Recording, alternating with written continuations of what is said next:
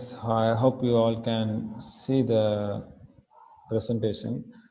Um, well, now that we have seen the basics of the Old Testament, what is the Old Testament means and how it came to us, and what is meant by inspiration, and how should we understand the Word of God. Those were all the main things that we dealt in the first chapter, and now we are in the second chapter, where we are going to where we are actually going into the Old Testament subject. That is the actual content of what are the things in the Old Testament. So in the beginning. So that is the phrase that everybody might have seen when you have read the Bible for the first time. If you have the full Bible, that is from from Genesis to Revelation, the Old Testament and New Testament. Anybody who opened the Bible for the first time, they would see the word "in the beginning." God created heavens and the earth. So that is the first phrase, and that is where we are also going to begin.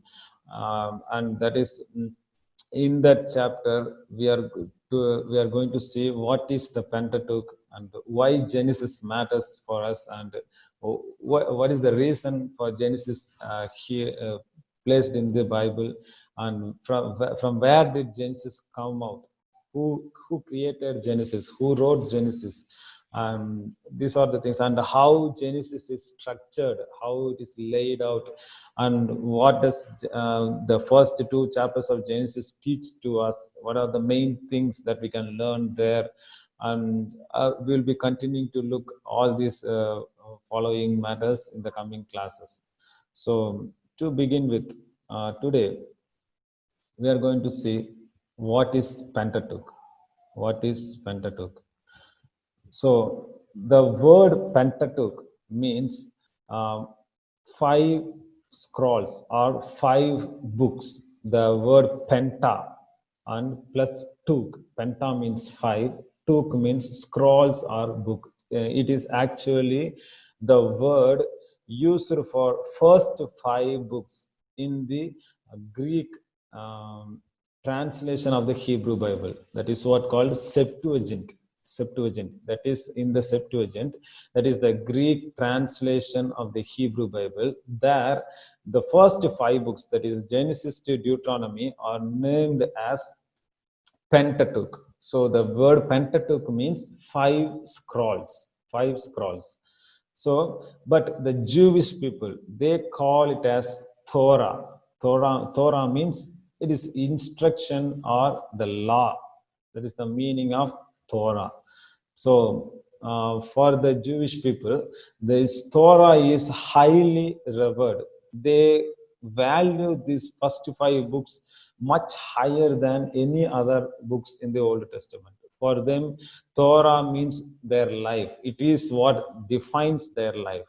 So for Jewish people, Torah is much greater and it has higher purpose in their life. And in Torah, we have first five books: Genesis, Exodus, Leviticus, Numbers, Deuteronomy. And what I have mentioned there, near to that every word, those are all the Hebrew names for the each books. Hebrew names for the each books. That is, Genesis means Bereshit. That is the Hebrew word Bereshit. Bereshit means in the beginning. In the beginning. So you can see these each words are taken from the first verse of the each book. Each of these Hebrew words are taken from the first verse of the each book. That is, in Genesis 1:1 you see Bereshit, and in Exodus 1:1 you see Shemoth. Shemoth. That is, Exodus means Shemoth. Shemoth means names. Names. And Leviticus means Vayikra. Vayikra. That is, and he called. And he called. That means, and God called. And in Numbers, Bemidbar, Bemidbar, that is in the wilderness, in the wilderness. And Deuteronomy, Elecha Devarim, Elecha Devarim, that is the words, Devarim, that means words. That is the meaning of the title of the Hebrew Bible. That is those are the title of the Bible according to the Jewish Hebrew Bible. For Jewish people, they don't say it as Old Testament, but they consider it as Hebrew Bible, and it is better for us, even for us to understand it that way. Instead of considering it as Old Testament, we can call it as Hebrew Bible. So all these names, title are derived from the first verse of each book. That is what called Torah. And in Torah, we have, I would like to give a brief idea about what are all these books telling. Genesis, Exodus, Leviticus, Numbers, and Deuteronomy. Genesis talks about the beginning. Genesis talks about the beginning. In the meaning of Genesis in Greek and Latin is beginning. So it talks about creation, sin, fall from the fellowship, spread of human, and sinfulness. How the people, they sinned against God who created them, and how the relationship between them has broken. These are all the main content in the Genesis. And also we see God also makes a way to overcome that sin, to resolve the problem. That means the relationship is broken because of sin. So God is giving a way to get back into the relationship once again. That is where we see Abraham comes in the scene from chapter 12 onwards. And we see the patriarchs, that is the fathers, Abraham, Isaac, Jacob, they're all the fathers of the people of Israel. And we see Abraham was selected as one person, and he then become a people group. Abraham's livestock and the people are huge in number. They appeared as a big people group, and later they developed into a nation. When we see in Exodus, they will be developing into a big nation. And the Genesis is a book about beginning for everything. It talks about the beginning of creation. It talks about the beginning of sin. It talks about the beginning of redemption. That is the way that God has made for this for redeeming the human. That is getting back the human into a fellowship with Him. So this is a book about beginning. And when it comes to Exodus, the meaning is Exodus. It is getting out or way out, going out of something. That is the meaning of Exodus. So in the Exodus, we see the people in the beginning of the Exodus, we see people are under Egypt. They are under oppression. They are under slavery.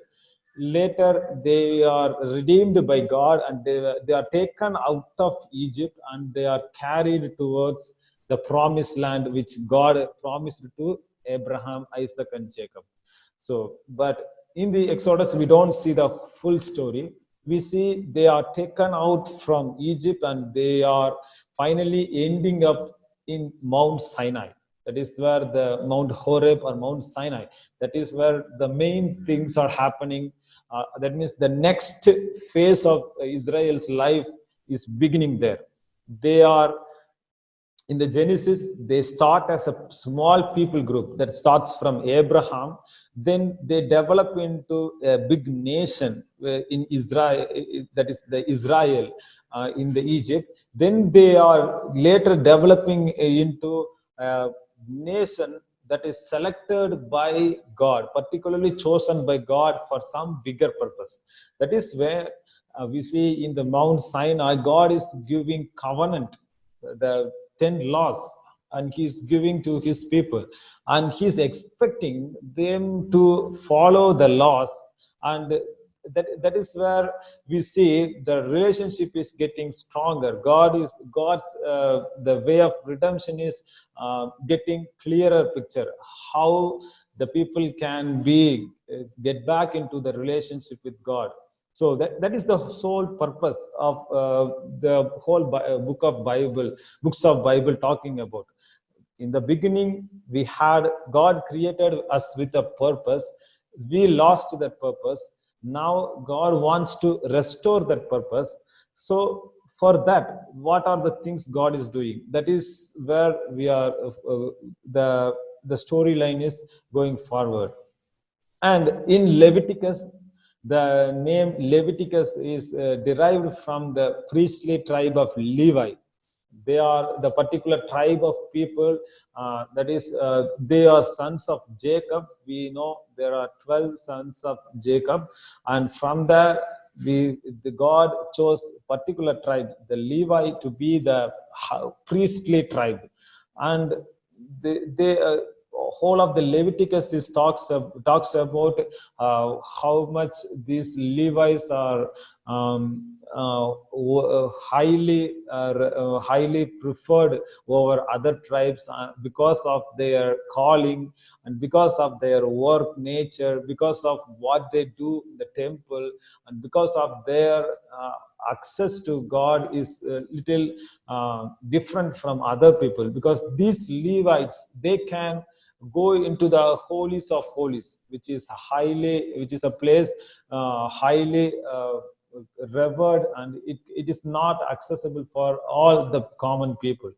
So the main idea of the book of Leviticus is talks about the holiness, the theology of holiness, because in Leviticus 19:2 it says, "Be holy, for God is holy." That is the call that is given for Levites. And also in chapter 1 to 7, we see a lot of sacrifices, the burnt offering, sin offering, guilt offering.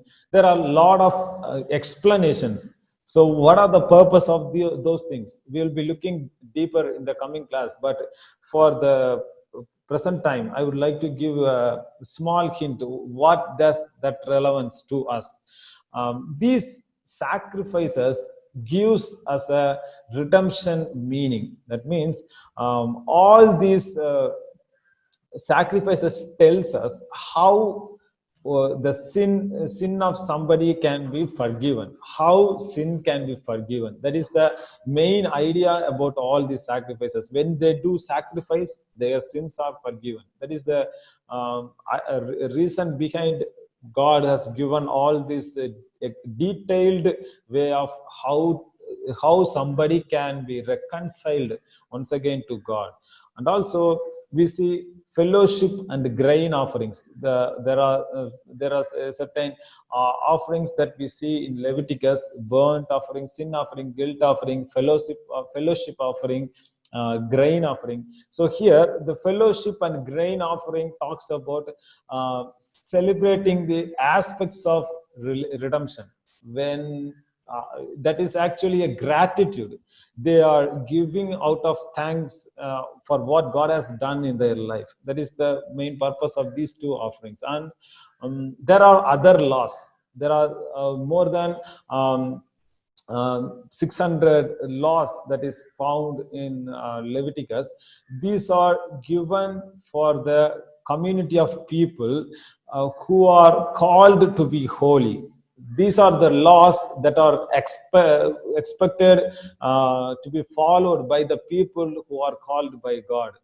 It talks about the ethics. That is how the relationship between the God's people and the community should be. They have to take care of the poor. They have to consider when other people are suffering. These are all the ethical laws. And also it talks about the worship laws, how the worship should be happening, what are all the clean and unclean. So some people call Leviticus as holiness code. So these are the things about Genesis, Exodus, Leviticus. And when it comes to number, the Hebrew title suits much better. It talks about the Hebrew title Be Midbar, that means in the wilderness, in the wilderness. So what does the mean in the wilderness? In the If you see the storyline of Israel people from Genesis to Numbers, in Exodus 9, chapter 19, the Israel people, they come to the Mount Sinai.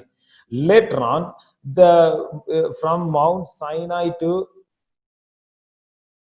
from Mount Sinai, they will not be actually moving anywhere throughout the Leviticus, and only at the from the book in the beginning of the Numbers they start to move from Mount Sinai. So it is actually from Mount Sinai they are actually moving towards the promised land, that is Canaan. So throughout the Numbers, we see the people are wandering through the desert. That is, we see they are actually going through the desert for 40 years. And also in Numbers chapter 1, we see a great census being taken. Census means counting the people, how many people are there. So this is where we get the title Numbers in our Bibles. And if you want to talk about the content of Numbers, we mostly see Israel as a rebellious people. They don't actually going in line with what is God expecting of them. Also, we see in Numbers chapter 25 later, we see a newer generation. That is, the people who came out of Egypt, all the people who came out of Egypt would be dead at that point of time. In chapter 25, all the people who came out of Egypt would be dead, and there is a new generation coming up from there. And this is a general idea about Numbers. And also at the end of Numbers, we see some tribes of Israel, that is in that among the 12 tribes, 3 tribes, Reuben, Gad, and half tribe of Manasseh, they settle beyond Jordan. These are some of the things historically we should be keeping in our mind. Among the 12 tribes, there are 2.5 tribes of people. They settle before, that is beyond,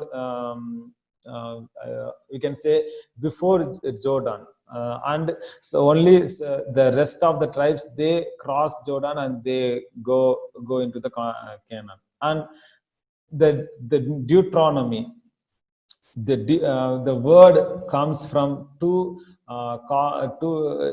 words in Greek, that is deutros and nomos.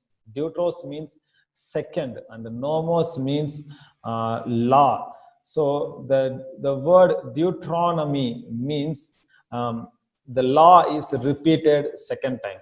The law is repeated for second time. So in the Deuteronomy, you can see the history of Israel is once again reviewed, that is revised, and the covenant that God made with Israel and he himself is reaffirmed. And mostly in the Deuteronomy, we see about the love of God and the salvation. There Moses dies and then Joshua succeeds. So that is at the end of Deuteronomy, we see Moses dies, and later on we see Joshua takes up the leader. So this is the overall view of Pentateuch, Genesis to Deuteronomy. Let's go to the next slide. Yes. So why Genesis? So what is the reason for Genesis in our Bible? So have you ever thought of from where the world came from? There are a lot of theories present in our science classes. If you have studied science properly, you might have known the Big Bang theory, the evolution theory. But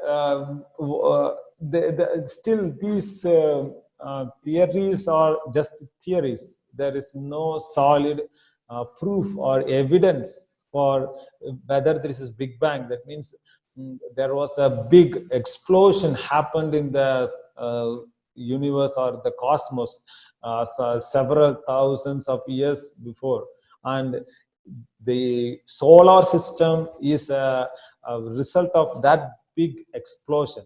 Whatever, we don't know how it was exploded or how it was blasted, but all the solar system, the sun and all the planets around us, and all these are all this came as the result of this explosion. That's what the people argue. But still it is questionable. You might have already read a lot of things. And also the evolution theory, that is the monkey theory, the man came out of monkey, it is still debatable. We don't know when it stopped actually, that monkeys, the man coming from monkey, because there are still monkeys out there and they are not becoming human, they are still monkeys. But we as a human sometimes act as monkeys. So that is the contradictory thing happening in this world. And the Genesis also talks about who God is. Many people don't believe in God, and we as a Christian, there are many people who come to church, who do participate in worship, everything, but whether do they believe in the existence of God, that is a real question, because we don't live as God is there. Most of the time we live like what we want to do, and we don't act as there is somebody is watching us or God is out there. And Genesis also answers the question why you are here, why we are here in this world, what is the purpose of human. Because many people don't know what do they want to do, why they are living in this world. And also God has given us a soul. God has given us a soul.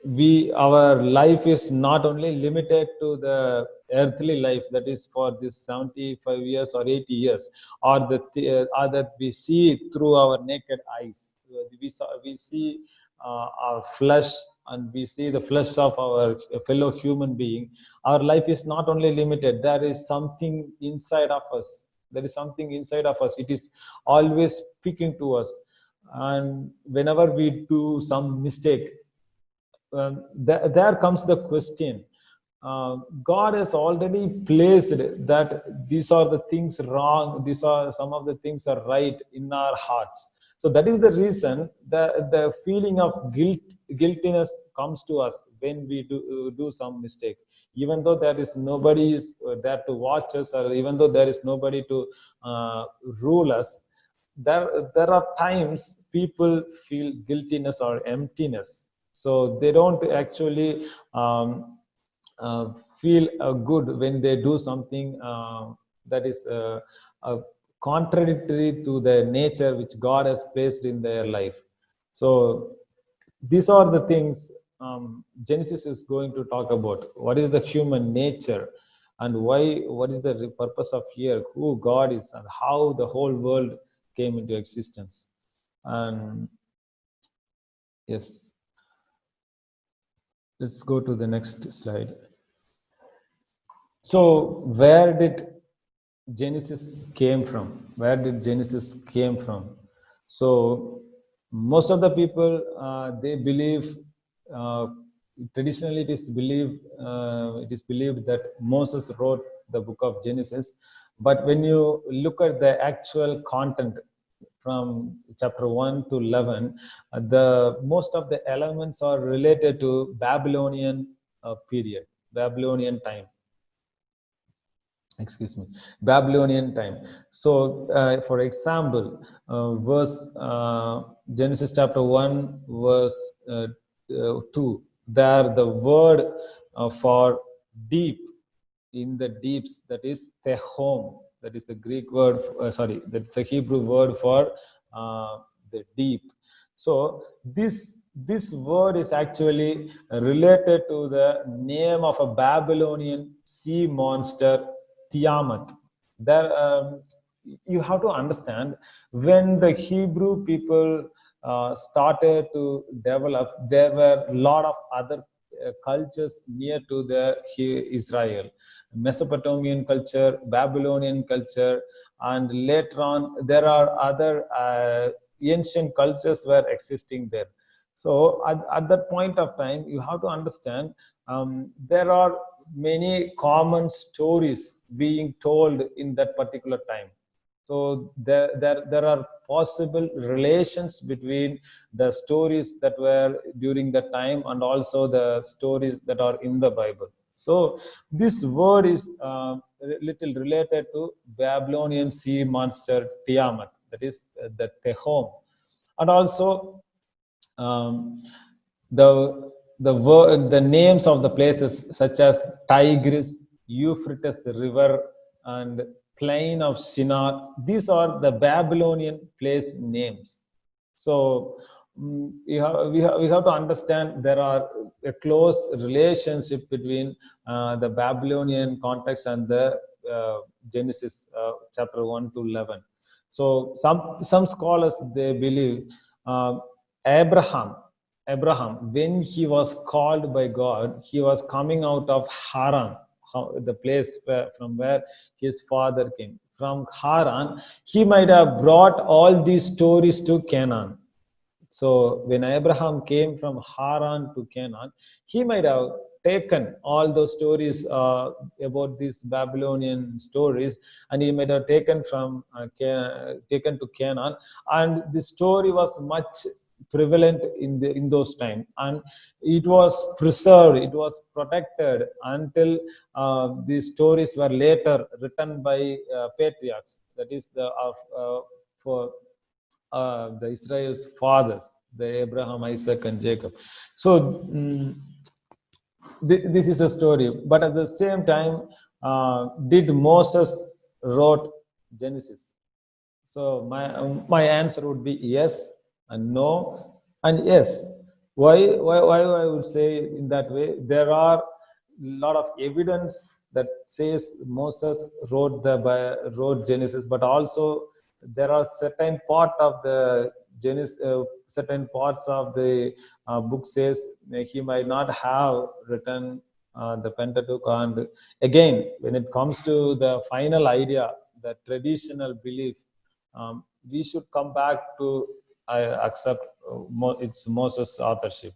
So in Exodus chapter 15 verse 1 and to Deuteronomy chapter 31 verse 9 and 22, we see Moses was speaking and Moses was writing, and it talks about Moses' involvement in writing Pentateuch. And there are possibilities that some of the materials in the Pentateuch may be little earlier than Genesis, and some of the materials may be later than Deuteronomy.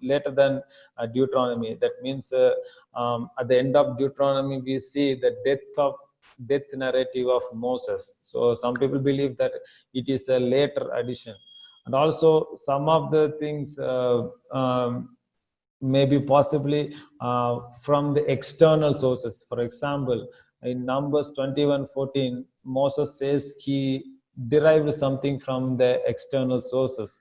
So what we can come to a conclusion is that with the guidance of the Holy Spirit, Moses compiled, with the guidance of Holy Spirit, Moses compiled, and because of the majority of the content is from Moses, we can say confidently that it is written by Moses. But at the same time, there are internal evidences and external evidences that talk about Moses' authorship. So, yes, we still have 10 more minutes, but let me stop here. So we'll be continuing the class in the next time. I don't know whether I will be available on next Tuesday. Um, I'm on leave from tomorrow. I will let you know about the class, whether we will be having class in the maybe tomorrow or in the week, anywhere in the week. So most probably I will be taking class in the afternoon, since you are already engaged with some other classes in the morning session. I may be calling you for class in the afternoon in this week. Yes. So we'll be continuing to see about this Genesis. So for now, let's pray and close the session. Father, we thank you for giving us this wonderful opportunity to study about the book of Genesis and its main things, and the thing that you want to convey to us, and that thing you want to speak to us through Genesis.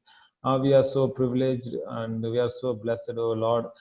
And even as we are going to continue to see some more deeper things in the book of Genesis, we pray that your Holy Spirit will guide us and help us to comprehend the idea, and help us to keep it in our mind, and help us to think through that, and help us to process, and help us to understand the Bible more and more, so that we will be a better person to explain it to others. And also, more than anything else, Lord, let this Bible change our life, Lord, so that we will be a better witness of you, Lord. We ask all this in the name of our Lord and Savior Jesus. Amen. Amen.